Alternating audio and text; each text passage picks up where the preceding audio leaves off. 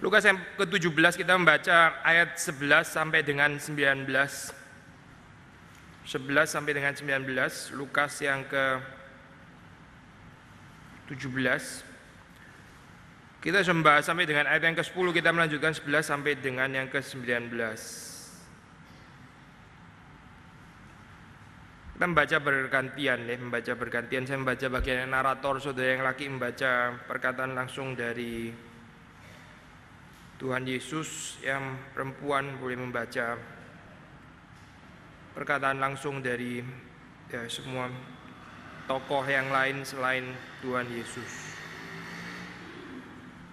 Dalam perjalanannya ke Yerusalem, Yesus menyusur perbatasan Samaria dan Galilea. Ketika ia memasuki suatu desa, datanglah 10 orang kusta menemui dia. Mereka tinggal berdiri agak jauh dan berteriak. Lalu ia memandang mereka dan berkata, dan sementara mereka di tengah jalan, mereka menjadi tahir. Seorang dari mereka ketika melihat bahwa ia telah sembuh kembali sambil memuliakan Allah dengan suara nyaring, lalu tersungkur di depan kaki Yesus dan mengucap syukur kepadanya. Orang itu adalah seorang Samaria. Lalu Yesus berkata,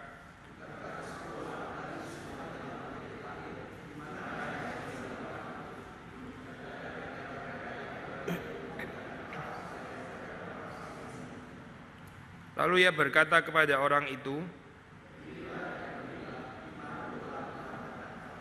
ya, demikian firman Tuhan. Mari kita berdoa sama-sama, kita minta pertolongan kehadiran Tuhan. Tuhan, kami memohon supaya Engkau hadir di tengah-tengah kami dan membicarakan firman-Mu di dalam hati kami, di dalam kesederhanaan yang boleh kami mengerti, dan terutama kekuatan Tuhan yang boleh menggerakkan hati kami, bukan hanya sekedar mengagumi secara pemikiran, tapi sungguh-sungguh tergerak untuk melakukannya di dalam kehidupan kami. Kiranya Tuhan melayakkan hamba-Mu, menguduskan, menopang, memberi kasih karunia, dan juga untuk setiap kami yang hadir pada pagi hari ini. Kiranya Tuhan yang menguatkan kami, menolong kami dengan kuasa firman-Mu. Demi Yesus Kristus kami berdoa. Amin. So, di dalam Mazmur ada satu ayat sangat menarik, dikatakan di situ ada 2 hal yang pemazmur itu kagum, gak bisa mengerti begitu ya. 2 hal, yaitu 1,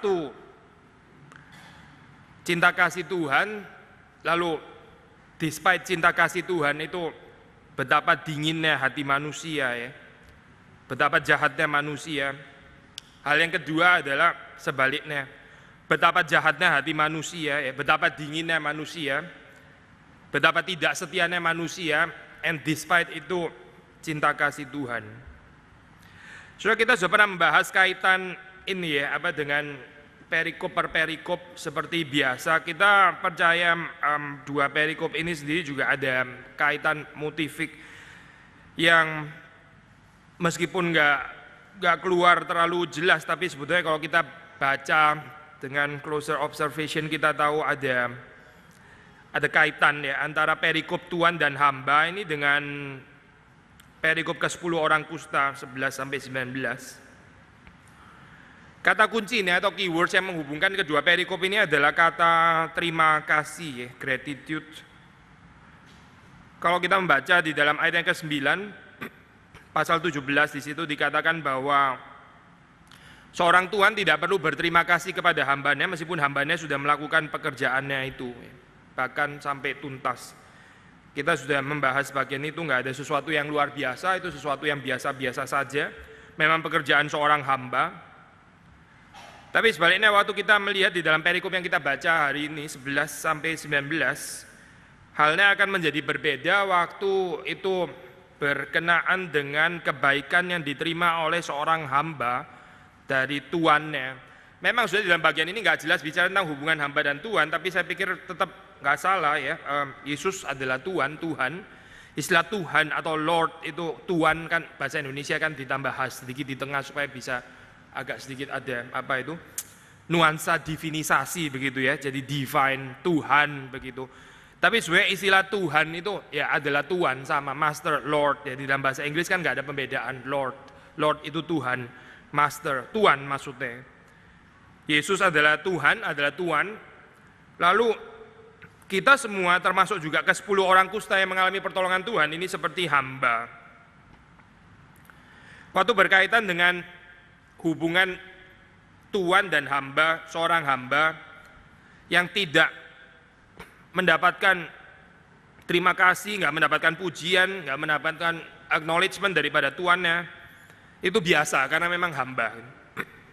Tapi seorang hamba, waktu dia mengalami pertolongan dari tuannya, disembuhkan, ya, dibangkitkan, diselamatkan dari kematian, itu bukan biasa, itu sesuatu yang luar biasa. Dan karena itu wajar sudah di dalam gambaran ini kalau orang itu sepantasnya bersyukur, sepantasnya berterima kasih. Bagian ini seperti sudah baca di dalam LAI, nggak ada paralel dengan Injil yang lain ya, Matius, Markus, Yohanes, tapi menjadi satu special material dari Injil Lukas ya, ke-10, cerita ke-10 orang kusta ini. Motif perjalanan sebagaimana biasa sangat menguasai Injil Lukas. Di situ sudah membaca di dalam ayat yang ke-11, Yesus di dalam perjalanan ke Yerusalem. Ini mengantisipasi ya, keadaan seperti ini ya. Yesus perjalanan ke Yerusalem. Yerusalem kota kudus itu ya. Bahkan Injil Lukas dimulai dengan cerita, kalau sudah membaca ya di dalam pasal-pasal yang awal, di situ ya tentang paralel pemberitahuan kelahiran Yohanes Pembaptis dan kelahiran Yesus Kristus. Saudara membaca di situ Sakaria ya yang diberitahukan tentang Yohanes Pembaptis sedang melakukan tugas keimaman. Lalu dia membakar ukupan ya di mana ya, di bait suci di Yerusalem. Mulai dari Yerusalem.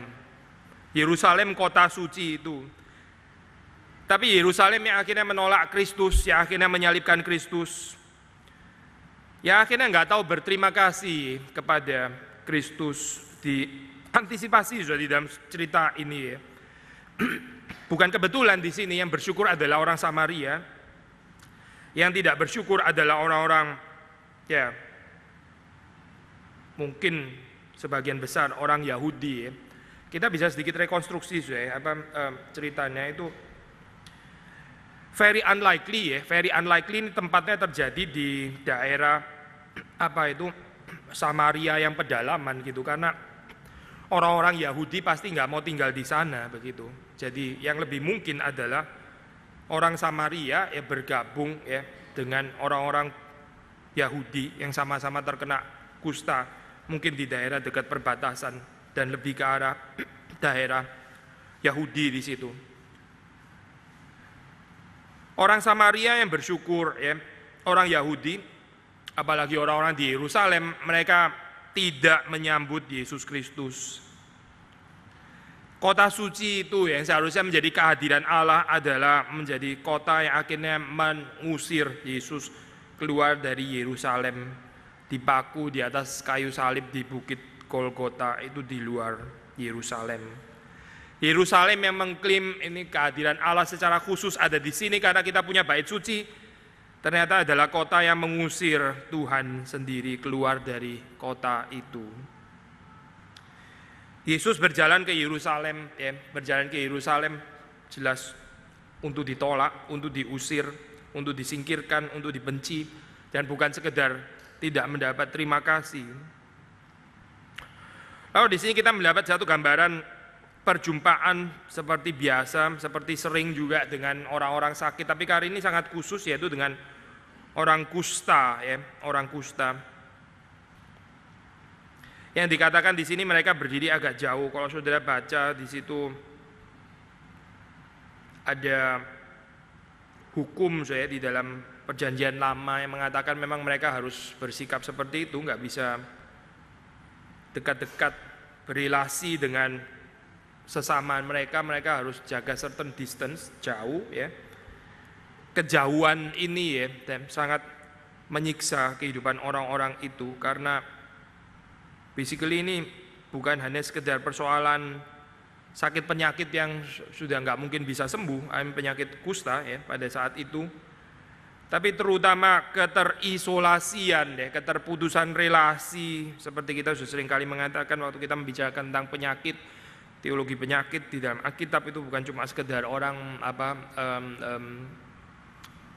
nggak sembuh gitu ya, nggak memiliki kesehatan. Waktu kita bicara tentang penyakit bisa panjang sekali, saya bisa menarik. Itu ada satu buku ditulis oleh kolik saya di Heidelberg, dia coba menyoroti teologi tentang penyakit, lalu dia mengaitkan dengan teologi penciptaan gitu sebagai satu semacam violation gitu, semacam perusakan daripada theology of creation. Maka waktu Yesus menyembuhkan, salah satunya adalah menyatakan itu afirmasi, meneguhkan kembali teologi penciptaan, karena pada mulanya tidak seperti itu. Setelah manusia jatuh di dalam dosa, kemudian masuk segala macam sakit penyakit. Sakit penyakit di dalam perspektif ini kusta, seperti kita sudah sering mengatakan, ini orang yang seperti sudah mati itu karena sangat terisolasi dari sesamanya orang-orang Yahudi, tapi juga terutama terisolasi dari kehadiran Tuhan. Bait suci itu mereka nggak bisa beribadah, mereka nggak bisa datang untuk menyembah Tuhan, nggak bisa memuliakan Tuhan, nggak bisa bersyukur kepada Tuhan. Mereka terasing dari keadaan seperti itu, seperti di exile. Ini seperti pengulangan di exile, tempat pembuangan, seperti seolah-olah masuk di dalam masa pembuangan lagi orang-orang kusta ini. Orang-orang yang sangat miskin relasi, dan mereka berelasi dengan orang-orang yang sama, orang-orang yang juga menderita penyakit yang sama. Mereka dijauhi oleh orang-orang yang normal ya, dan mereka mengalami kematian itu setiap hari. Wajar di dalam keadaan seperti ini kalau kita membaca, kemudian mereka nggak bisa mengharapkan banyak kecuali belas kasihan. Gak ada sesuatu yang mereka bisa pertontonkan, gak ada sesuatu yang mereka bisa nyatakan supaya mereka layak untuk mendapatkan perhatian. Mereka nggak sanggup bersaing di dalam dunia ini. Sementara mungkin kita masih merasa masih bisa bersaing, ada certain modal, ada certain kekuatan untuk menunjukkan siapa kita, lalu kemudian orang boleh memperhitungkan dan mungkin tertarik menyapa kita dan sebagainya. Tapi tidak demikian dengan orang kusta. Orang kusta nggak memiliki kebanggaan apa-apa, yang mereka bisa harapkan satu cuma belas kasihan, nggak ada ruginya kali teriak belas kasihan. Kalau ditanggepi syukur, nggak ditanggepin sudah biasa juga, nothing tulus. Nggak ada sesuatu yang rugi di sini, worth trying, boleh dicoba mendapatkan belas kasihan Tuhan. Mungkin mereka pernah mendengar Yesus yang juga suka berbelas kasihan kepada orang-orang yang sakit. Mungkin mereka juga pernah mendengar Yesus yang juga pernah menyembuhkan orang kusta. Dan mereka memiliki semacam iman di sini memiliki semacam kepercayaan kepada Yesus yang mungkin juga bisa menyembuhkan mereka. Yesus dalam bagian ini kita membaca tadi, memang dia tergerak oleh belas kasihan dan dia nggak berkata banyak. Ini kalimat yang menguji iman, pergilah, perlihatkan dirimu kepada imam-imam. Yesus nggak bilang istilah sembuh sama sekali di sini, nggak ada. Cuma bilang pergilah, perlihatkan dirimu kepada imam-imam. Tentu saja memang ini implied akan ada kesembuhan seperti itu tapi perlu certain iman untuk mempercayai kalimat ini. Pergilah, perlihatkanlah dirimu kepada imam-imam. Yesus juga nggak segera menyembuhkan mereka, terus setelah mereka sembuh baru mereka silakan pergi menunjukkan diri kepada imam-imam. Tapi perlu certain, sekali lagi ketaatan untuk mengalami apa yang Tuhan katakan. Nah, ini prinsip yang besar, despite kita tahu akhirnya nggak semuanya mengalami keselamatan yang sejati dari Tuhan. Hanya orang Samaria ini yang dicatat yang akhirnya mengalami keselamatan yang sejati. Tapi seringkali di dalam kehidupan kita diminta oleh Tuhan untuk pergi terlebih dahulu dan kemudian kita baru melihat atau menyaksikan, konfirmasi perkenanan dan penyertaan Tuhan di dalam kehidupan kita, instead of kita minta tanda yang begitu jelas terlebih dahulu, lalu setelah itu baru kita mau pergi. Saya ambil satu contoh ya, waktu Musa ya, dipimpin atau dia dipimpin Tuhan untuk memimpin bangsa Israel keluar dari Mesir. Tanda yang dikatakan di situ ya, tanda yang akan menyertai. Tuhan bilang, inilah tandanya, yaitu bahwa kamu akan beribadah di Gunung Sinai. Tandanya yaitu bahwa kamu akan beribadah di Gunung Sinai. Ini tandanya ditaruh di belakang. Kecuali Musa memimpin bangsa Israel itu keluar terlebih dahulu, mereka nggak mungkin bisa beribadah di Gunung Sinai, kan sudah nggak bisa gitu. Tanda itu dikatakan setelah ya, Musa taat dan menaati apa yang diperintahkan, setelah itu ada tanda. Ini struktur yang brilliant, struktur yang brilliant. Tapi kita seringkali nggak mau seperti ini, kita rasa agak insecure gitu somehow. Kalau diberikan tanda seperti ini, kita maunya tanda di depan. Kalau tanda nggak jelas, saya nggak bergerak begitu kan ya. Tanda mesti ada dulu di depan. Nanti kalau sudah betul-betul saya yakin memang Tuhan pimpin, saya akan bergerak. Nggak ada persoalan dengan itu. Gitu. Tapi di dalam Alkitab seringkali bukan seperti ini. Ya. Salah satu yang seringkali dikutip dikatakan itu adalah bagaimana juga bangsa Israel ya, yang dipimpin Yosua menyeberang sungai Yordan. Ya, orang-orang saya sudah dengar ini puluhan tahun yang lalu waktu masih kecil ya, itu khotbah klasik daripada pendeta-pendeta selalu mengatakan sungainya nggak akan terkuak kalau kaki nggak ditaruh dulu di situ, bukan sungai terbelah dulu terus baru kaki begitu. Meskipun memang ini nggak selamanya seperti ini, kita tahu waktu menyeberang Laut Merah, betul lautnya yang terkuak dulu baru mereka jalan begitu kan ya, at least cerita yang kita baca dalam Alkitab. Tapi ada saat-saat yang Tuhan bentuk di dalam kehidupan kita di mana kita melangkah terlebih dahulu dan baru setelah itu kita melihat penyertaan, konfirmasi, kehadiran Tuhan setelah kita taat. Termasuk juga di dalam bagian ini kalau kita membaca ya, Yesus bilang pergilah peliharakanlah dirimu kepada imam. Dan juga Alkitab jelas sekali menyatakan bahwa mereka menjadi tahir sementara mereka di tengah jalan. Bukan mereka menjadi tahir segera setelah Yesus mengatakan kalimat itu, tidak. Mereka menjadi tahir di dalam perjalanan, di dalam proses ketaatan itu mereka menjadi tahir. Ketahiran tidak diberikan segera waktu mereka taat. Ada certain ketekunan yang diajarkan di sini juga termasuk di dalam kehidupan kita ya. Kita maunya sih begitu kita taat kita langsung dapat konfirmasi Tuhan, tapi mungkin ada proses yang panjang juga. Perjalanan yang panjang ya, waktu kita berjalan, waktu kita bergerak, lalu akhirnya kita mendapatkan konfirmasi kehadiran, perkenanan dan penyertaan Tuhan ketika kita taat. Ini iman yang ya kita bisa belajar ya, despite sekali lagi bukan tentu iman yang menyelamatkan, tapi menjadi satu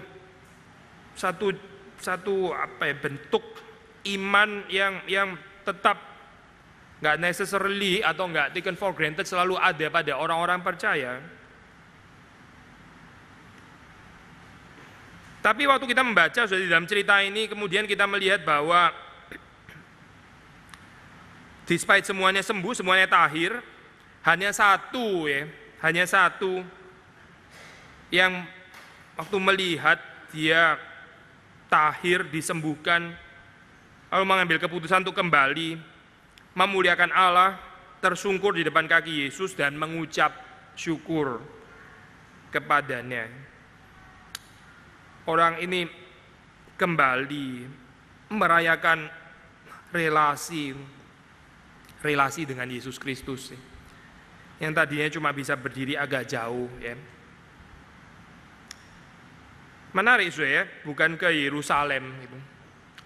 Bukan ke tempat lahiriah itu, tapi kepada Yesus Kristus, Immanuel, kehadiran Allah di dalam daging, ya, di dalam satu pribadi yang pernah berinkarnasi, yaitu Yesus Kristus, yang merelativisasi Yerusalem.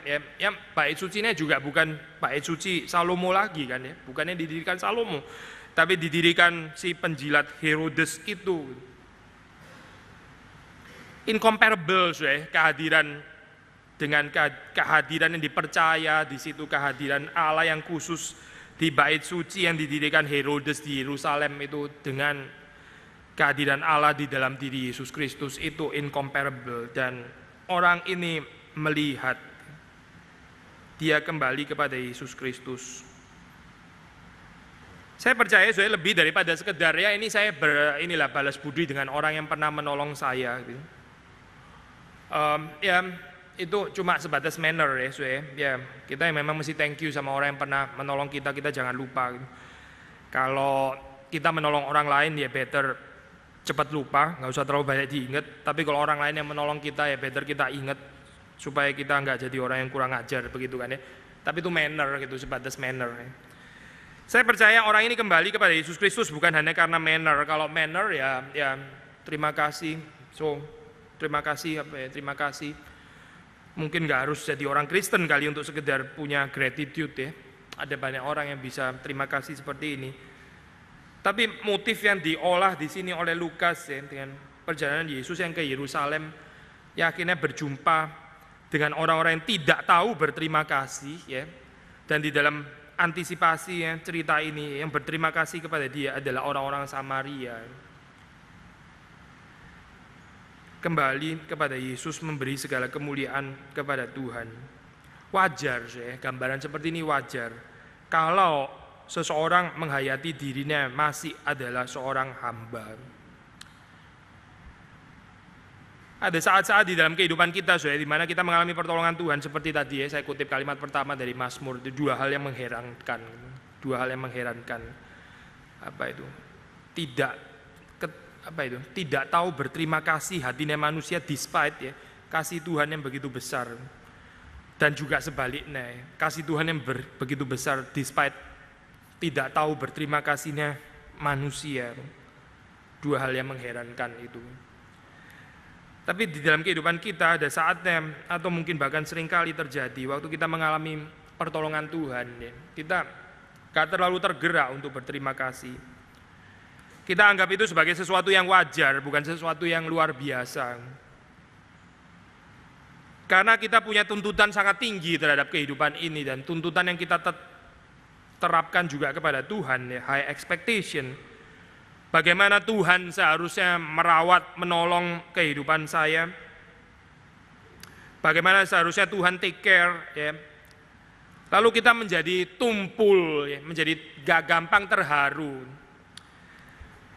Saya kemarin mendengarkan itu khotbah Pendeta Stephen Tong di Reform 21 bicara tentang sanctification of emotion. Lalu ada kalimat di situ kita manusia. Kalau kita kehilangan rasa terharu, kalau kita nggak bisa lagi terharu, kita sudah seperti binatang, bukan seperti manusia lagi.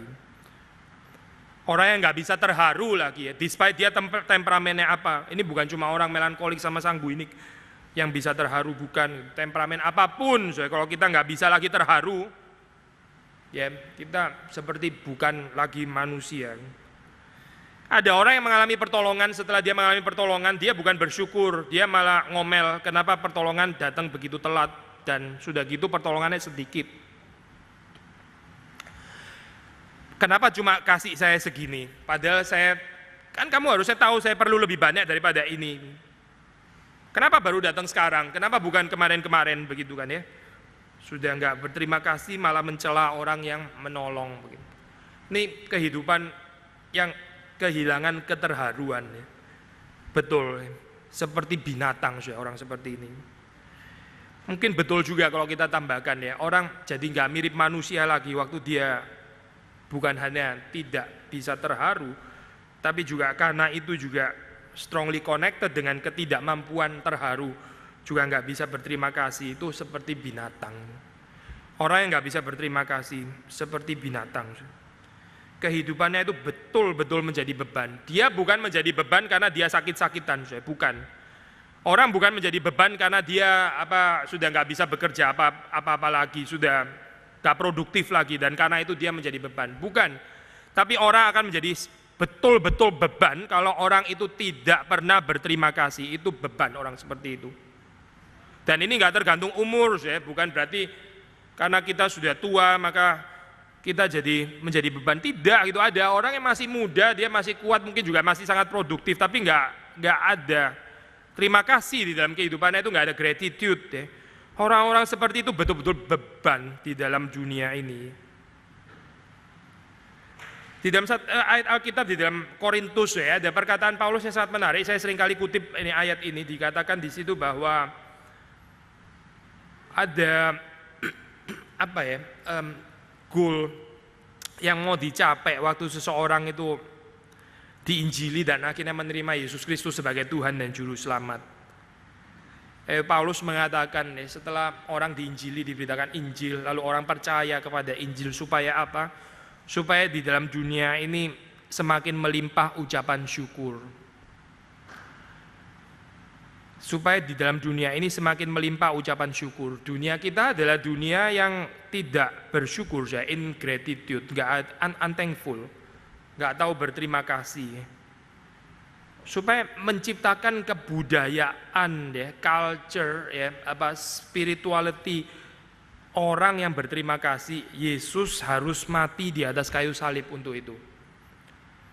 Sekali lagi, ya, supaya ada lebih banyak, ya, gambaran, ya, ini pengharapan dunia yang lebih bersyukur. Yesus harus mati di atas kayu salib untuk memungkinkan hal itu terjadi. Ini konsisten dengan apa yang dikatakan Paulus, rasul yang sama di dalam Roma. Dia menggambarkan noda kekafiran, itu salah satunya adalah ingratitude. Orang-orang yang menekan hati nurani mereka, yang suppress, ya, kebenaran yang mereka bisa kenal di dalam dunia ciptaan, yang mereka tidak bisa berdalih itu, menekan hati nurani mereka, dan mereka adalah orang-orang yang tidak tahu berterima kasih, ya, itu orang-orang kafir.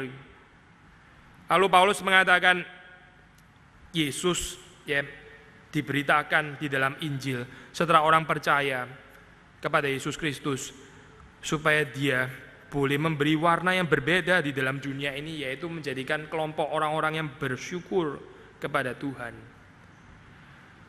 Saudara mungkin pikir, masa orang percaya Yesus cuma sekedar bersyukur? Memang bukan bersyukur saja, betul gitu. Tapi bersyukur itu salah satu goal setidaknya, ya, menurut Paulus. Kenapa kita memberitakan Injil? Kita bukan memberitakan Injil supaya sekedar orang terus habis itu terima Yesus Kristus, angkat tangan, kita senang sekali begitu, ya. Lalu terus habis itu ada certain catatan statistik di dalam pelayanan saya sudah banyak berapa jiwa, bawa berapa jiwa ke hadapan Tuhan gitu. Tapi bagaimana dunia yang tidak tahu bersyukur ini menjadi dunia yang lebih bersyukur dengan kehadiran orang-orang seperti itu, kehadiran orang-orang seperti saudara dan saya.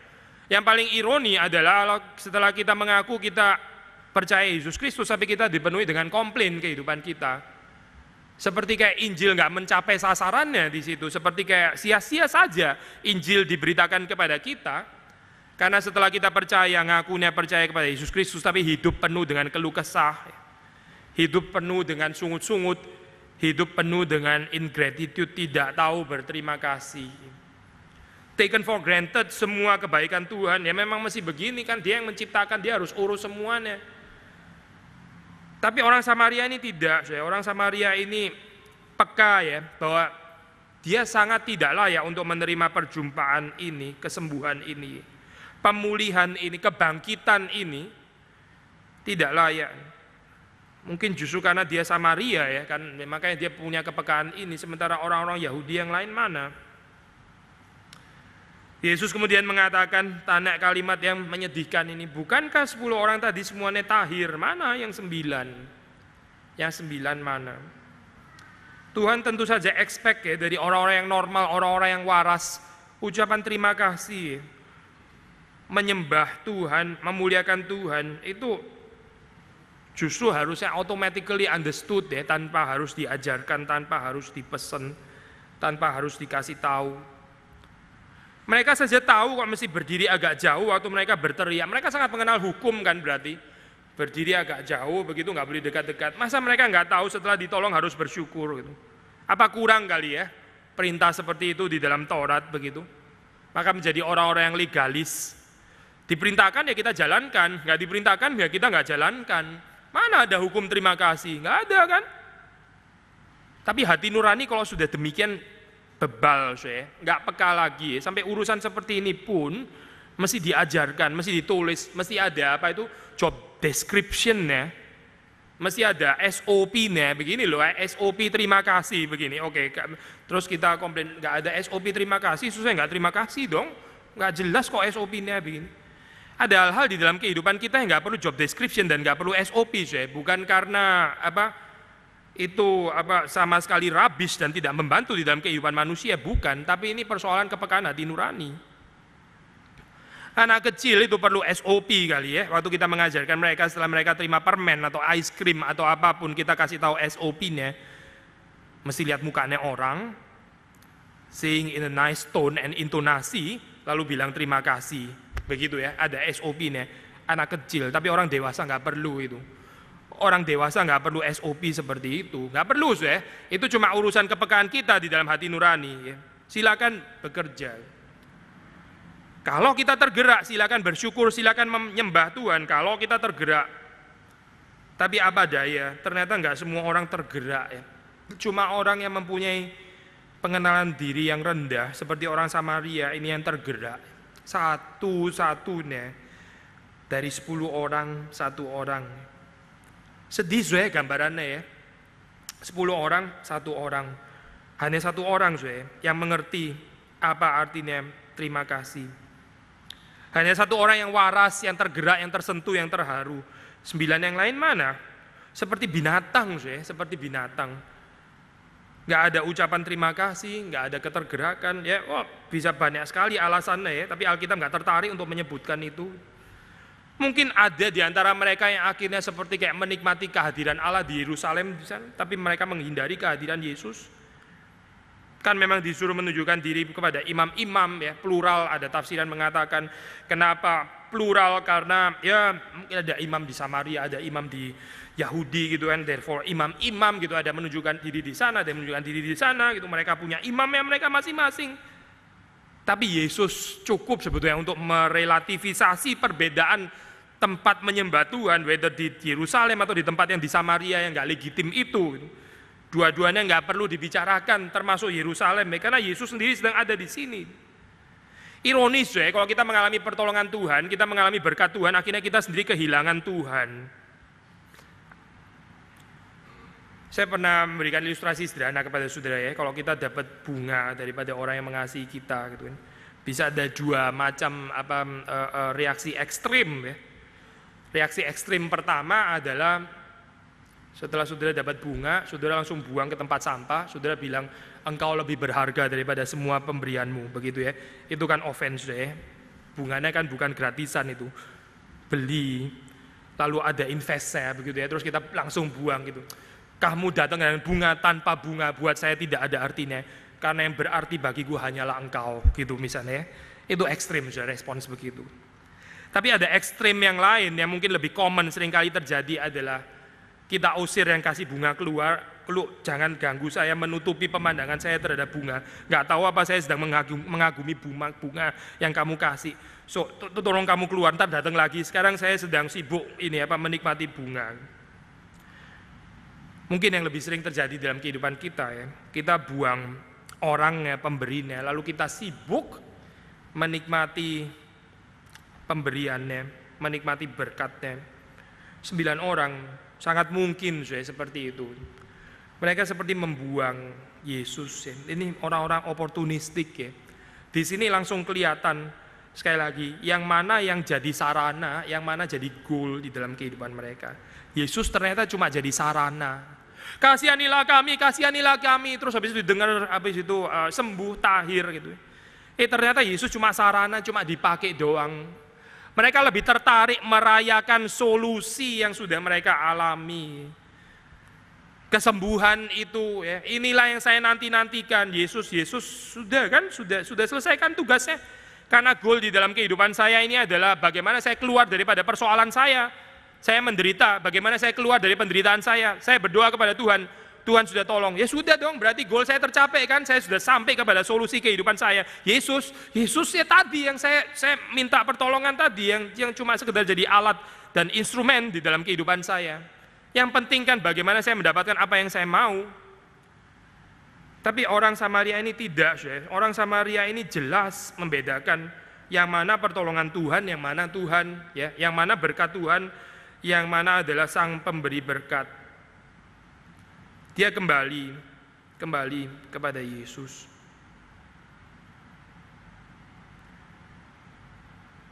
Ada satu komentator mengatakan satu insight yang menarik untuk saya. Again ini diasumsikan karena Yesus bilang di sini, karena Lukas mencatat di sini yang kembali orang Samaria. Maka saya pikir kita boleh assume pasti bukan semua Samaria begitu kan ya. Kalau semuanya Samaria kan libat ini kan agak aneh juga begitu kan ya. Orang itu adalah seorang Samaria begitu. Kalau semuanya Samaria, ya nggak usah ngomong semua Samaria begitu kan. Jadi lebih masuk akal kalau memang ada Samaria sama orang Yahudi begitu kan ya. Saya kemarin baru nonton itu, saya lihat di YouTube ada lucu-lucu orang masukin gitu ya, apa itu beauty contest ya, beauty contest. Seperti ini gambaran anekdotnya gitu ya. Nah, orang-orang yang cantik mukanya nggak tentu pinter gitu kan ya, dan bisa sangat nggak ketulungan goblok ya, ditanya apa jawabannya apa begitu kan ya. Terus ada satu gambaran ini orang yang ditanya, saya kalau nggak salah ya, statistiknya menunjukkan di antara 5 orang Amerika itu berapa ya, cuma 1 yang bisa locate Amerika itu map ada di mana begitu. Ya, ini nggak penting lah ya kalau salah gitu. Tapi intinya nggak banyak orang Amerika yang bisa baca, atau dari 5 1 yang nggak bisa baca, mungkin ya dari 5 1 yang nggak bisa tunjukin di map itu sebetulnya Amerika itu ada di mana begitu. Belum lagi ngomong Pamekasan, Surabaya dan sebagainya, lebih nggak tahu lagi begitu. Itu kota apa gitu. Ya terus habis itu, menurut kamu kenapa bisa seperti itu ya? Terus dia jawab apa sih? Dia jawab ya Amerika itu mesti mementingkan education dan mesti menolong negara-negara seperti di South Africa dan sebagainya. Nggak ada urusannya sama sekali dengan pertanian. Dan kalimat yang paling konyol dia pakai istilah the US Americans gitu kan. The US Americans. Memang ada Americans yang bukan US ya gitu ya. Ada American dari tempat lain atau bagaimana ya? The US Americans, ada British Americans atau ada German Americans. Atau wah itu lucu sekali kan. Maksud saya mau bilang kaitkan dengan ini. Gak relevan kok di sini dibilang orang Samaria padahal semuanya Samaria itu double jadi ya seperti US Americans itu tadi begitu. Kalau semuanya Samaria nggak usah ngomong di sini seorang Samaria, pasti ada orang Yahudi di sini. Lalu yang disoroti oleh komentar itu menarik. Dia bilang seperti ini selagi mereka masih di dalam keadaan sakit kusta ya, seperti ada persekutuan di situ. Yang ironis begitu mereka disembuhkan, persekutuan itu bubar. Persekutuannya bubar Sama ya, mirip dengan kehidupan kita ya. Waktu kita susah seperti kita bisa lebih dekat dengan sesama kita yang susah juga. Tapi orang kaya susah dekat dengan orang kaya yang lain ya, kalau kita nggak hati-hati gitu. Kalau persekutuan kita persekutuan yang palsu, bisa dekat, tapi urusan profesional, gitu. Relasi profesional, merely profesional. Orang yang gagal ya bisa sangat dekat dengan orang gagal yang lain dan terjadi persekutuan yang betul-betul sincere gitu. Tapi orang successful, highly successful, memang bisa ada persekutuan dengan orang highly successful yang lain, tapi persekutuan yang artificial dan superficial, professional relationship, yang cuma ada urusan dengan pekerjaan, nggak ada betul-betul persekutuan dari hati ke hati. Sayang sekali, jadi bubar ini persekutuannya setelah mereka disembuhkan, dan itu pasti bukan ulahnya Yesus. Kalau saja mereka kembali semuanya ke 10-10-nya kembali menyembah Yesus, memuliakan Allah, datang kepada titik yang satu itu sumber pemberi kehidupan, kebangkitan dan segala kebaikan, mereka pasti akan mengalami persekutuan. Itu ibadah yang sejati, nggak mungkin tidak, pasti ada persekutuan. Tapi 9 orang ini nggak kembali kepada Yesus. Mungkin mereka masih ada persekutuan juga gitu. Persekutuan 9 orang yang sama-sama menunjukkan diri kepada imam, persekutuan orang-orang yang meninggalkan Yesus, persekutuan orang-orang yang tadi berdiri agak jauh, setelah disembuhkan lebih jauh lagi. Sudah tadi teriak-teriak berdirinya jauh, setelah Yesus menyembuhkan ternyata mereka lebih jauh lagi, lebih jauh dari Yesus, bukan lebih dekat. Banyak ironi saya dicatat di sini ya. Sebetulnya Yesus menyembuhkan kan supaya mereka bisa menikmati kehadiran Yesus, menjadi dekat dengan Tuhan. Bukan dekat dengan Yerusalem, karena Yerusalem sendiri akan menolak dan menjauhkan Yesus. Terakhir, Yesus berkata kepada orang itu, berdirilah dan pergilah, imanmu menyelamatkan engkau. Saudara perhatikan ya, cuma satu orang ini saja yang dikatakan iman yang menyelamatkan, hanya kepada orang yang kembali ini. Kita nggak boleh pikir ketukar saya, seolah-olah Yesus tunggu terima kasih dulu, Yesus tunggu orang memuliakan dia dulu, menyembah tersungkur kepada dia terlebih dahulu, baru setelah itu, oh karena kamu sudah berterima kasih, saya kasih kamu iman keselamatan. Bukan. Justru karena dia memiliki iman yang menyelamatkan, makanya dia kembali dan tersungkur, memuliakan dan berterima kasih kepada Yesus. Itu mengonfirmasikan bahwa orang ini memiliki iman yang sejati, iman yang menyelamatkan, iman yang sejati. Dan bukan cuma sekedar iman mujizat. Zacharias Ursinus di dalam komentari Heidelberg Catechismus membedakan ini ya, all kinds of faith, iman yang menyelamatkan, iman yang tidak menyelamatkan. Ada certain pergeseran saya di sini ya, kalau sudah baca itu secara historically sangat menarik. Calvin nggak mengenal pembedaan seperti ini. Bagi Calvin yang disebut iman yaitu iman, karena dia sedang berurusan dengan orang-orang Roma Katolik pada saat itu yang mengajarkan iman gitu ya, terus habis itu menuju kepada penghayatan yang sangat superstitious, tahyul. Maka Calvin sangat menekankan pentingnya pengetahuan, knowledge ya, itu sebagai bagian penting daripada iman, knowledge ya, understanding. Tapi waktu mulai bergeser kepada generasi berikutnya, orang-orang seperti Zacharias Ursinus, Olivianus, mereka yang ada di Heidelberg, termasuk yang ada di tempat-tempat lain, the second generation itu, mereka sudah born di dalam reform family. Mereka terlahir dengan iman reform, sekolah minggunya di gereja reform begitu ya. Lalu Ursinus mempersoalkan begini, kamu jangan pikir kamu cuma punya knowledge, certain doctrinal knowledge tentang iman Kristen, otomatis kamu sudah pasti memiliki iman yang sejati.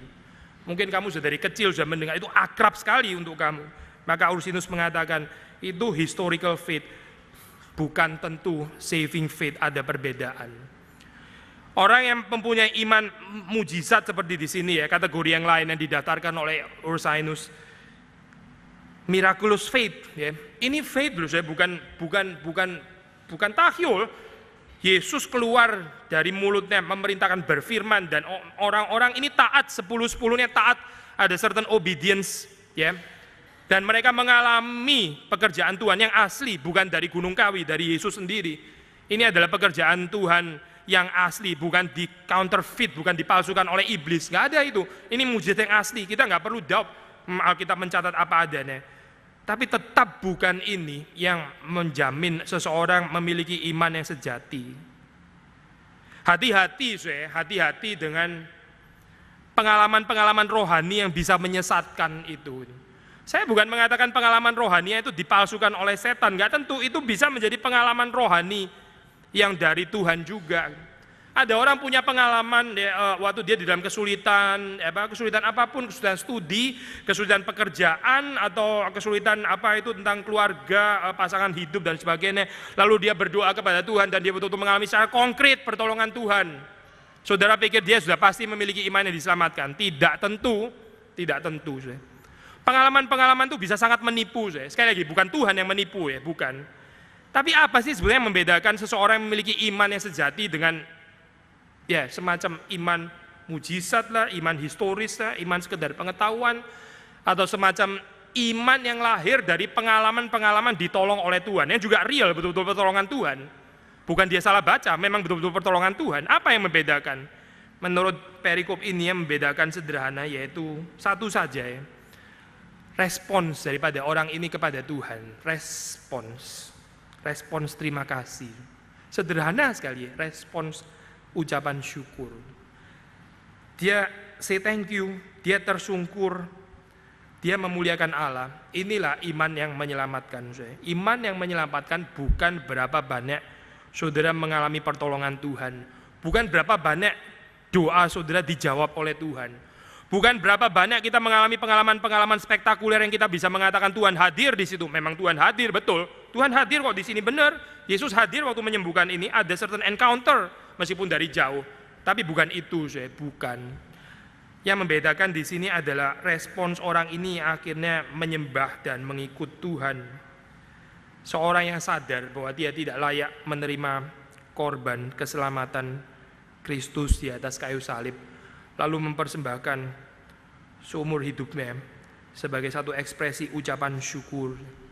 Terakhir saya, Heidelberg Katekismus ditulis di dalam triadik struktur 3, part besar.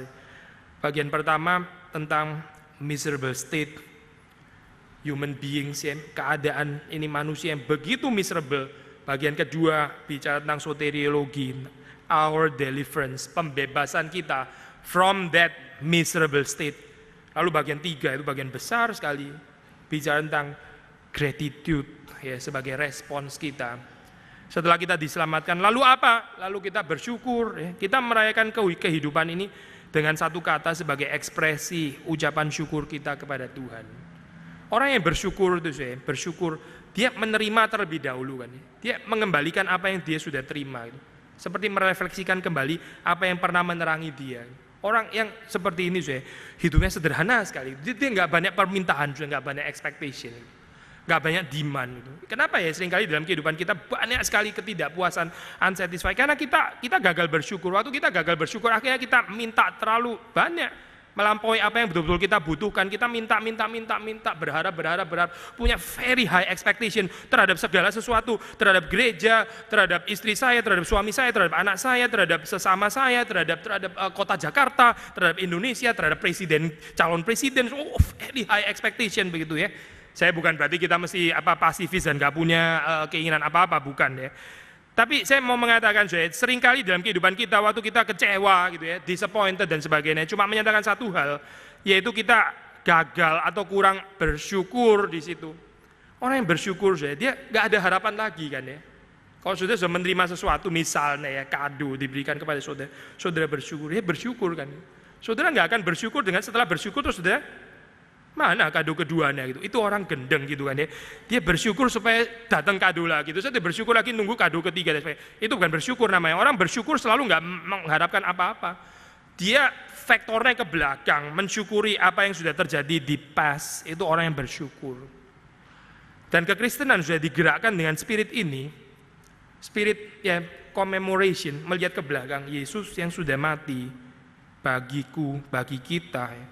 Lalu kita melihat ke belakang, kita bersyukur Yesus sudah melakukan ini. Lalu sepanjang kehidupan kita, kita responi dengan ucapan syukur ya. Sehingga ayat yang kita baca dari Mazmur tadi ya, dari Mazmur, keheranan itu gak harusnya terjadi di dalam kehidupan orang Kristen ya. Despite Tuhan sudah memberikan begitu besar cinta kasihnya, tapi manusia kok tetap tidak bersyukur. Kita bisa mengoreksi fakta yang unfortunately memang seringkali terjadi di dalam dunia ini. Kiranya Tuhan memberkati kita semua. Mari kita masuk di dalam doa.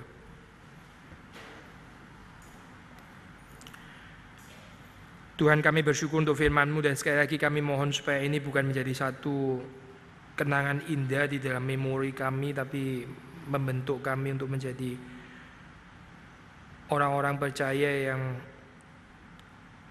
mempunyai kepekaan terhadap anugerah Tuhan, yang bisa terharu, yang masih bisa terharu, tergerak, dan mengabdikan seluruh kehidupan kami kepada Tuhan sebagai satu ucapan syukur karena memang Engkau layak untuk menerimanya. Kami berdoa Tuhan supaya Tuhan terus menguatkan kami di dalam saat-saat pencobaan di mana iblis menyerang kami untuk tidak lagi bersyukur, tidak lagi memberi kemuliaan kepada Tuhan, dan terus melihat hanya kepada kesulitan, persoalan, kemiskinan, sakit, penyakit, kekecewaan yang ada di dalam kehidupan kami, dan menjadikan Engkau hanya sebagai sekedar sarana, instrumen, alat untuk mencapai apa yang kami inginkan. Kami berdoa supaya Tuhan mengampuni kami dan memberikan kepada kami hati yang terus diperbaharui oleh kuasa firman. Demi Yesus Kristus kami berdoa. Amin.